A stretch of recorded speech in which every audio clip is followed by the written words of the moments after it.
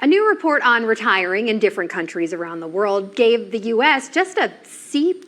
C still get degrees, though. You still get a degree with That's C. what my friends used to tell me. But Mike, a Yes. C+, this is a report from the Mercer CFA Institute. It looked at dozens of factors. So we have our friend Mike Giordano, financial advisor with Williams Wealth Management, here to explain what this means, talking about improving our retirement situations, Mike. But first, a C+, why did the U.S. get such a mediocre score? Yeah, I mean, it very much is mediocre, and I wasn't advocating for mediocrity when I say C's get degrees. No, this is a high-class segment, so I want to keep it that way. Yeah, the biggest issue with the U.S. was basically the makeup of people's retirements. We have Social Security, but there's all these questions about its solvency and what it's going to look like in 10 or 20 or 30 years.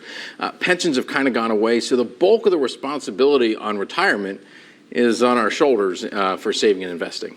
So what can help us out then? What can our viewers do today to kind of evaluate where they are in all this? Yeah, this is no different than the car trips the analogies we always talk about. Like, where are you trying to get to? The first thing you want to think about is, if you're going to stop working, how much income do you need?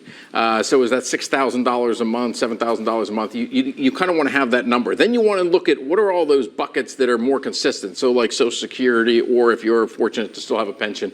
So go on the Social Security Administration's website, figure out how much money you're projected to get from Social Security. That's good. Then you can fill in the gap. So if you need $6,000, you get $3,000 from Social Security. Now you need $3,000 a month. And generally, to make up $3,000 a month, you're going to need around $900,000 in an investment account to retire. And Mike, as you said, this report highlighted how Americans are mostly responsible for funding their retirement. So what options do people have if they don't have, say, a workplace plan, something like a 401k? Right. It's really important. If you have a 401k, it's great because that's an easy vehicle to save into. If your company's giving you any kind of matching dollars, that's free money. You want to take advantage of that stuff. If you don't have a 401k or 403b or any of these types of workplace plans, you still have options. You're looking at individual retirement accounts, health savings accounts can help you take care of some health spending in retirement, and then also brokerage accounts. Oftentimes people don't look at brokerage accounts as retirement accounts, but the key here is saving.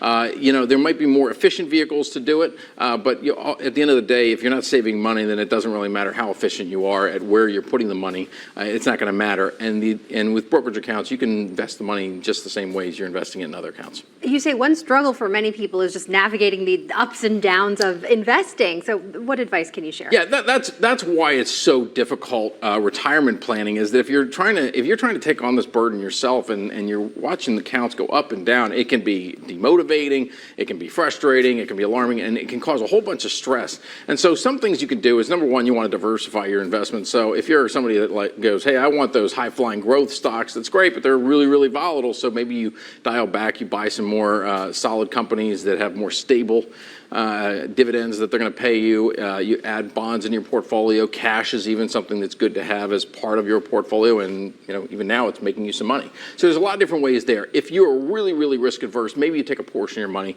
and you go try to create your own pension, some sort of annuity stream. There's restrictions to it, so you don't want to take all of your money, and it's not for everybody, but it can be another way to help bridge that gap.